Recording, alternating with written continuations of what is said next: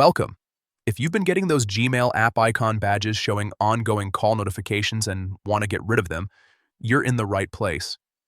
Today, I'll walk you through the quick and easy steps to turn off app icon badges for Gmail ongoing call notifications on your phone.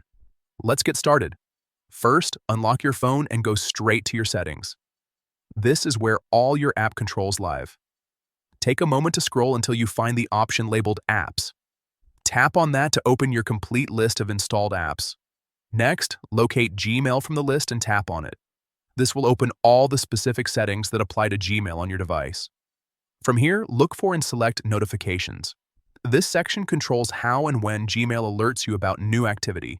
Once you're inside the notification settings, you'll see several options and categories that Gmail uses to organize its alerts. Tap on Notification Categories to see a full list of notification types Gmail sends out.